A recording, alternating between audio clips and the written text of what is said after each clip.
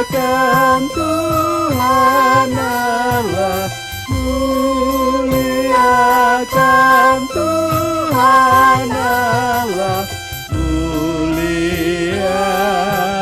pimpinannya dalam kasih sayangnya.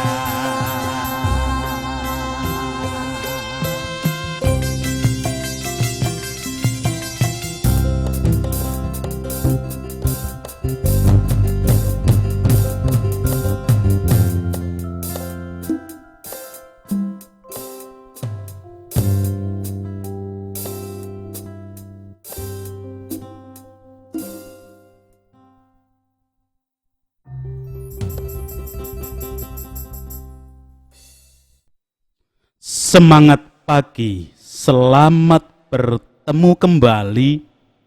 Hari ini hari Senin 15 November 2021. Kembali kita akan menyatukan hati, menyatukan pikir, menyatukan kehidupan dan waktu seutuhnya di dalam persekutuan doa anggota keluarga Allah. Terlebih dahulu, kita bersama-sama menyatakan pengakuan bahwa pertolongan kita hanya berasal dari Allah yang telah menciptakan langit bumi beserta segala isinya.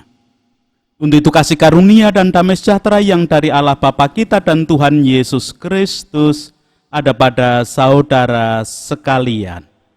Amin. Muliakan pimpinannya dalam kasih sayangnya.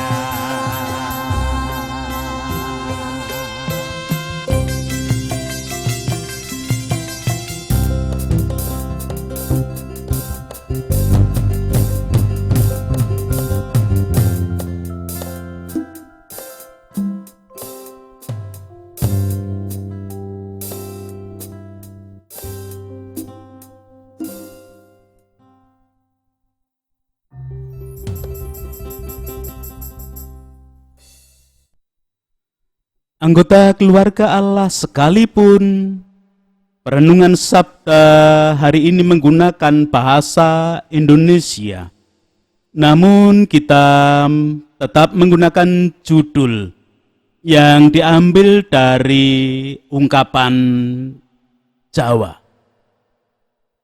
Hari ini kita menggunakan tema dan judul Darbe kawruh ora ditangkarake, bareng mati tiwas. Anggota keluarga Allah, kalau peribahasa Jawa mengatakan darbe kawruh ora ditangkarake, bareng mati tanpa tilas. Artinya mempunyai pengetahuan tidak dikembangkan atau tidak diamalkan. Setelah meninggal dunia tidak meninggalkan bekas sama sekali. Merupakan pekerjaan yang sia-sia dan tidak ada faedahnya sama sekali. Segala sesuatu yang tidak digunakan bukannya menjadi baik dan terjaga keadaannya, tetapi umumnya menjadi rusak dan sia-sia. Misalkan, kalau kita mempunyai mobil bagus, karena ingin menjaganya dan tidak kita gunakan dalam waktu yang lama, bukannya awet yang kita dapatkan, mobil tersebut justru rusak. Dan ini sebenarnya berlaku pada semua hal, tidak hanya pada mobil atau kendaraan. Kita hidup di dunia ini ingin menjadi manfaat bagi orang lain. Dengan demikian, karena adanya peribahasa darbe kawruh ora ditangkarake, bareng mati tanpa tilas. kita mempunyai pemikiran bahwa setiap ilmu yang ada dalam diri kita hendaknya kita terapkan, kita wujudkan, dan setidaknya melalui penerapan pemujud nyataan itu kita juga memperkenalkannya bagi orang lain. Anggota keluarga Allah peribahasa Jawa darbe kawruh ora ditangkarake bareng mati tanpa tilas. Sebenarnya menjelaskan tentang kondisi seseorang yang memiliki pengetahuan tetapi tidak diterapkan, tidak disebarluaskan dan tidak dikembangkan. Akhirnya tidak ada yang mewarisi ilmunya. Akibatnya setelah pemilik ilmu tersebut mati, tidak ada lagi yang bisa memanfaatkan ilmu tersebut. Adapun kalau pada judul dan tema perenungan Sabda hari ini diubah dan dipoles sedikit menjadi darbe kawruh ora ditangkarake bareng mati tiwas. Pengertian awalnya sama dengan peribahasa Jawa di depan tadi. Mempunyai pengetahuan tidak diterapkan, tidak disebarluaskan, dan tidak dikembangkan. Namun saat pemilik mati bukan hanya tidak ada yang mewarisi ilmunya, melainkan juga mengalami celaka kekal. Mengapa celaka? Karena akan menjalani kekekalan dalam penghukuman. Bukankah orang Jawa juga mengakui bahwa kehidupan sebenarnya tidak hanya ada di dunia ini saja? Bahkan dikatakan hidup di dunia ini hanya sementara, hanya sebentar saja. Urip ing donya ibaratnya mung mampir ngombe. Seberapa lama sih kita minum? Itu berarti setelah kehidupan di dunia ini ada kehidupan dalam kekekalan selanjutnya yang sering disebut dengan istilah akhirat. Pada sejatinya semua orang itu menginginkan kebahagiaan, baik ketika hidup di dunia maupun saat hidup dalam kekekalan. Sehingga menyebutnya dengan donyo ngakhirate tansah bunga. Anggota keluarga Allah, judul darbe kawruh ora ditangkarake bareng mati tiwas sebenarnya merupakan bagian pengajaran kekristenan.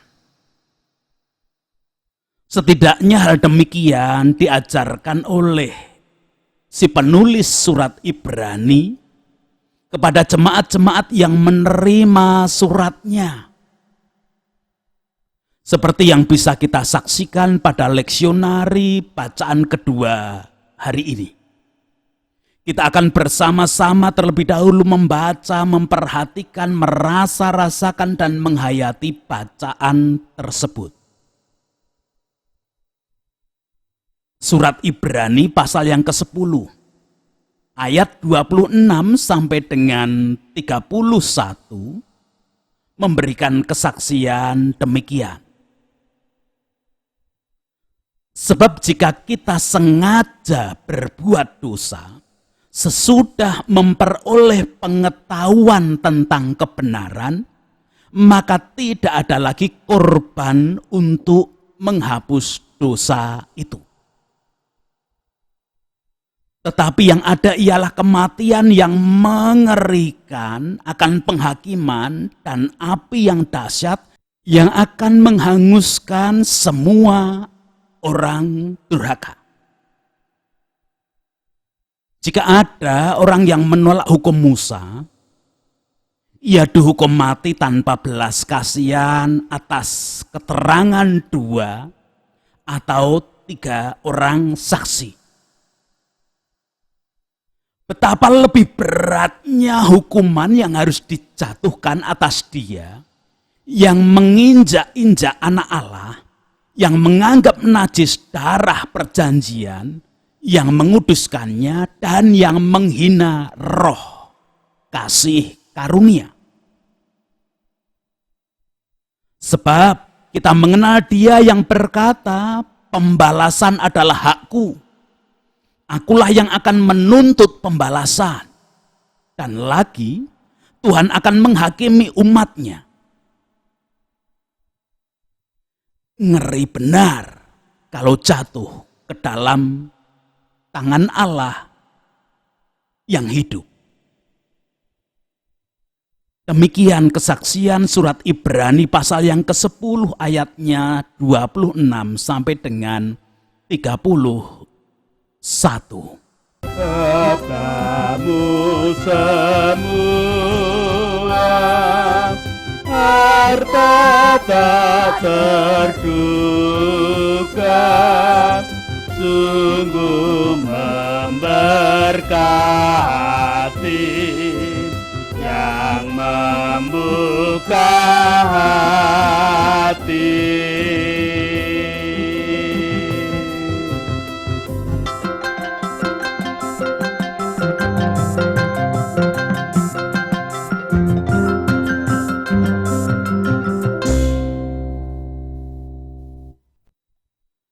Anggota keluarga Allah, setiap orang percaya, pengikut Kristus Yesus yang sudah dijadikan anggota keluarga Allah adalah orang-orang yang telah memperoleh pengetahuan. Loh, bukannya semua manusia di dunia ini selama mau belajar, selama mau sekolah, memperoleh pengetahuan. Yang dimaksud pengetahuan oleh penulis surat Ibrani tentu bukan pengetahuan umum atau perihal pelajaran yang diajarkan di sekolah secara umum. Ayat 26 diberikan kesaksian, sebab jika kita sengaja berbuat dosa, sesudah memperoleh pengetahuan tentang kebenaran, maka tidak ada lagi korban untuk menghapus dosa itu. Jadi dalam hal ini pengetahuan yang dimaksudkan adalah pengetahuan tentang kebenaran. Apakah dengan demikian pengetahuan secara umum yang diajarkan di sekolah tidak memiliki kebenaran? Anggota keluarga Allah memang pada setiap pengetahuan memiliki kebenarannya masing-masing. Cuman yang perlu kita ingat dan perlu kita ketahui, kita hayati, bahwa kebenaran itu sendiri ada beberapa jenis dan beberapa bentuk. Ada yang disebut dengan kebenaran pribadi, yaitu kebenaran menurut kehendak diri sendiri, yang pastinya ini tidak mudah dan tidak akan diterima oleh pihak lain. Berikutnya ada kebenaran otoritas, yaitu kebenaran yang dikeluarkan oleh pihak yang memiliki wewenang. Misalnya seperti pemerintah atau orang tua. Kebenaran otoritas ini bisa berbuahkan kebaikan tatkala bermanfaat bagi orang banyak atau masyarakat umum. Namun juga bisa berbuahkan kejahatan tatkala hanya bermanfaat bagi pemilik kewenangan dan koleganya. Kebenaran otoritas ini berubah-ubah, mudah berubah sesuai dengan orang yang sedang diberi kewenangan atau sedang memiliki kewenangan. Berikutnya lagi adalah kebenaran kesepakatan, yaitu kebenaran sebagai buah atau hasil kesepakatan.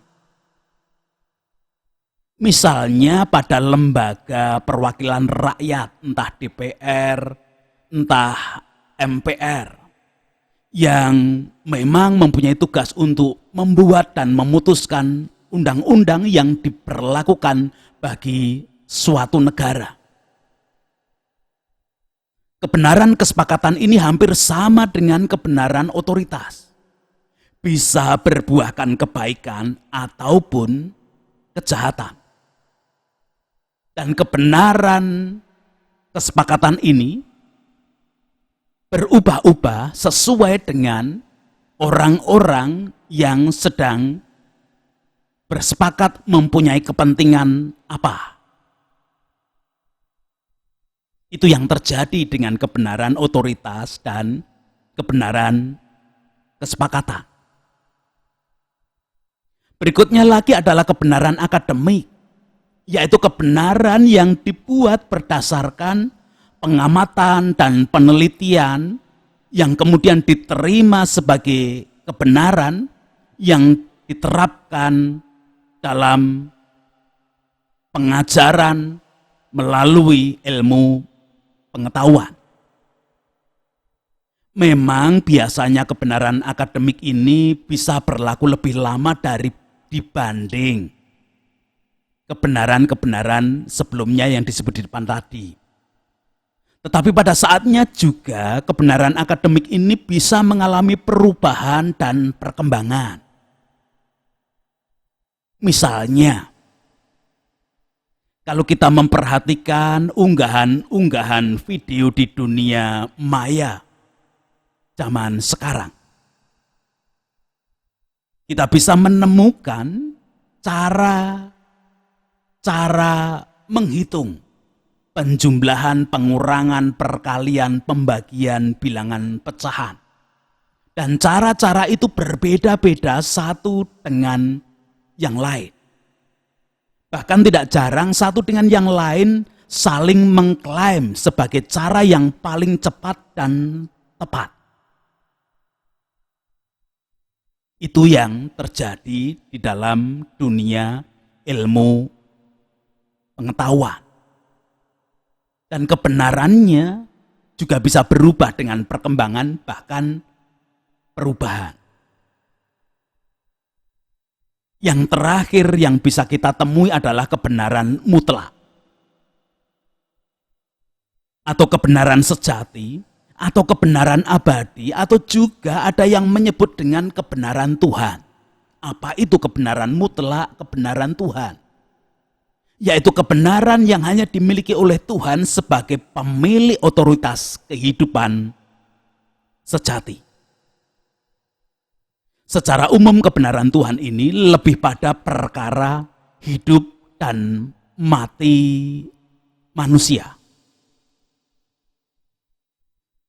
Anggota keluarga Allah, bagian kebenaran Tuhan yang terkait dengan hidup matinya manusia adalah perihal hidup kekal dalam damai sejahtera atau hidup kekal dalam hukuman.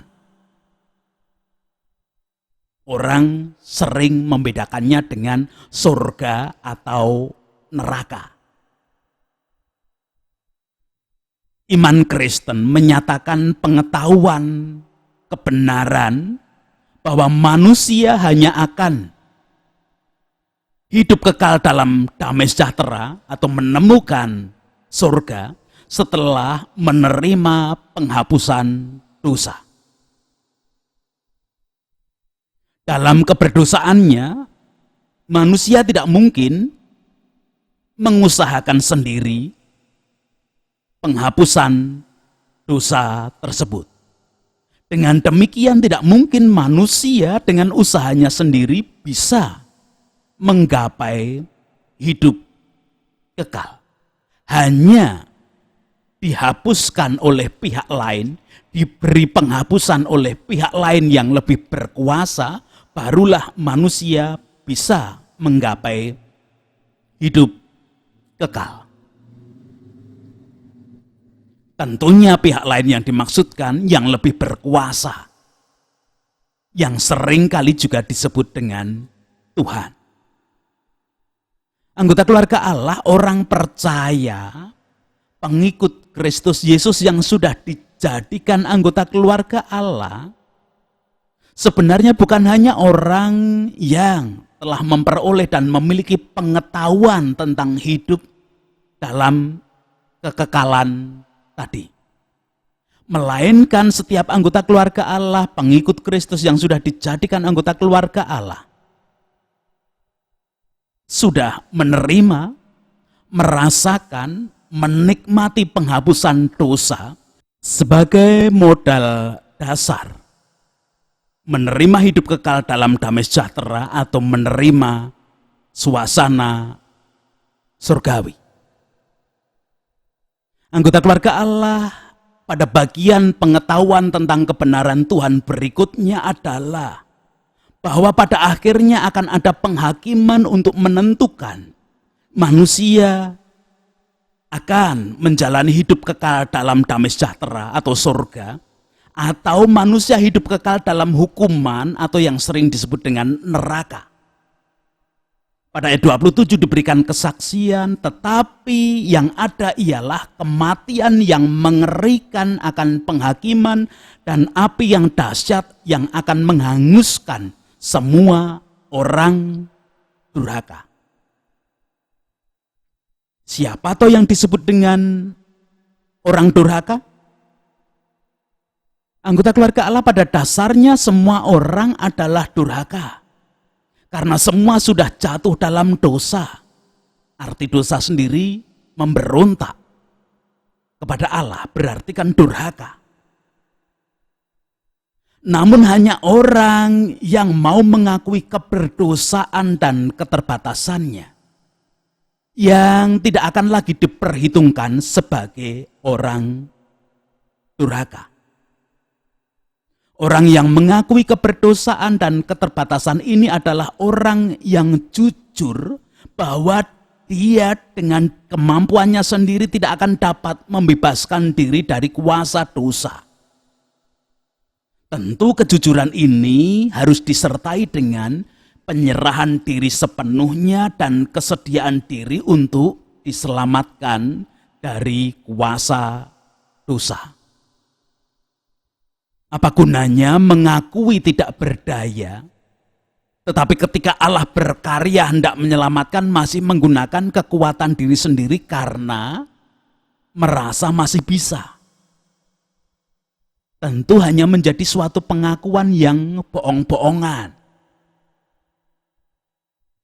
Hanya orang yang jujur atas keberdosaan dan keterbatasan diri disertai penyerahan diri, kesediaan diri untuk diselamatkan inilah yang menerima penghapusan dosa dan tidak akan diperhitungkan lagi sebagai orang durhaka.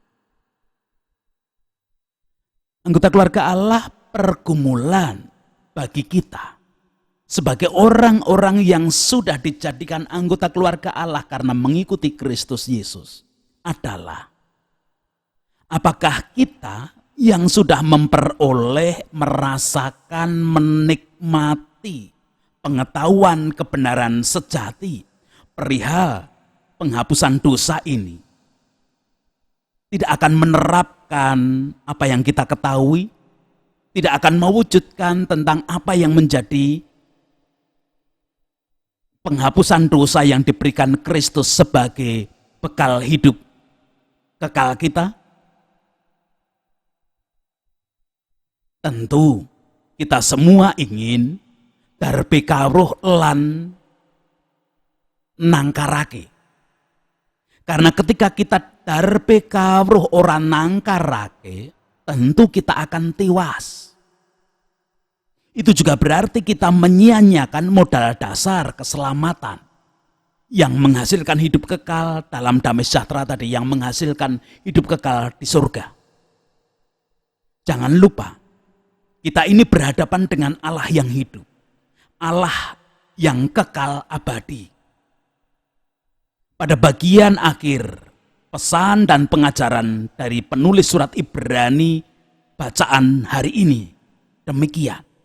Ngeri benar kalau jatuh ke dalam tangan Allah yang hidup. Kita semua berhadapan dengan Allah yang hidup, Allah yang kekal. Tentu kengerian itu hanya akan dirasakan oleh orang-orang yang tidak nangkarake kawruh, tidak mewujudkan apa yang sudah dirasakan di dalam penghapusan dosa di dalam Kristus Yesus. Dalam bagian bacaan kita dikatakan sama dengan menginjak-injak keselamatan yang sudah diberikan oleh anak Allah. Karena itulah kebenaran sejati. Namun tentu sungguh berbahagia setiap kita anggota keluarga Allah yang darbe kawruh tentang kebenaran sejati, beriman kepada Kristus Yesus, banjur nangkarake. Karena di sanalah menemukan keselamatan sejati di dalam hidup kekal, damai sejahtera atau surga. Tuhan memberkati kepada setiap anggota keluarga Allah. Amin. Kita akan bersama-sama sekarang menghadap Tuhan di dalam doa syukur dan doa syafaat. Saya hantarkan. Segala puji, hormat, dan syukur kemuliaan hanya bagi nama Allah yang hari ini bersabda. Bukan hanya mengingatkan kami, namun juga menolong kami bagaimana kami menggapai damai sejahtera sejati di dalam kekekalan. Bagaimana kami menggapai surga. Yaitu ketika kami memiliki pengetahuan kebenaran sejati dari Allah. Bahwa Engkau telah menghapuskan dosa orang-orang yang bersedia menyerahkan diri di dalam penebusan Yesus Kristus. Mengikuti keselamatan yang diberikan Yesus Kristus, kami melakukannya, mewujudkannya. Mewujudkan melakukan dengan cara mengikuti kehendak Allah seperti teladan Kristus. Engkau menolong, Engkau menyertai, dan Engkau melayakkan setiap kami anggota keluarga Allah. Bahkan tatkala di antara kami anggota keluarga Allah mengalami kelemahan ragawi, kami tetap mewujudkan pengetahuan akan kebenaran sejati, penghapusan dosa yang diberikan Kristus Yesus sebagai wujud iman kami. Sehingga dengan demikian keterbatasan ragawi kami tidak menghalangi iman kami semakin bertumbuh dan berkembang. Mengajak anak-anak kami merasakan, menghayati, dan belajar bertumbuh di dalam Kristus. Kasih-Mu ada di dalam kehidupan mereka. Sebagai anggota keluarga Allah, kami tetap Engkau perkenankan, Engkau perbolehkan berdoa bagi bangsa dan negara kami melalui para pemimpin, wakil rakyat, tokoh masyarakat, tokoh agama, dan semua komponen bangsa dan negara ini. Tenaga medis yang masih menjalankan aktivitas penanganan pandemi dengan program vaksin, bersama-sama dengan masyarakat dengan berbagai pendapat dan segala macam wacana yang muncul, Tuhan pun berkuasa dengan kebijaksanaan sumber kehidupan sejati. Bukan vaksin yang kami andalkan, namun Allah yang akan menolong kami, dan kami menyerahkan program vaksin ini ke dalam tangan kasih kuasa-Mu. Ya Allah kehidupan, bangunan kerukunan, bangunan toleransi tetap kami haturkan di dalam tangan kasih kuasa Tuhan. Itu doa kami. Ampuni dosa kesalahan kami. Ampuni dosa kesalahan para pemimpin kami, wakil rakyat, tokoh masyarakat, tokoh agama, semua komponen bangsa negara ini. Hanya di dalam Kristus kami boleh mengaturkan doa hari ini. Amin. Sekarang bersama-sama dengan siapapun untuk mewujudkan pengetahuan tentang kebenaran sejati, bahwa kita sudah merasakan penghapusan dosa oleh tubuh dan darah Kristus sehingga kita menjadi anggota keluarga Allah, dan kita menerapkannya dengan hidup seturut, taat, dan mengikuti perintah kehendak Allah di dalam Kristus saja. Menerima berkatnya. Kasih karunia dan damai sejahtera yang dari Allah Bapa kita dan Tuhan Yesus Kristus, di dalam persekutuan dengan Roh-Nya yang kudus, turun tercurah, melingkupi, menguasai, melayakkan setiap anggota keluarga Allah, mewujudkan kehidupan di dalam menerapkan pengetahuan tentang kebenaran sejati bahwa Allah menyelamatkan di dalam Kristus. Amin. Tolong agar kami rajin mendalami, lalu melakukan kata-Mu ya Tuhan.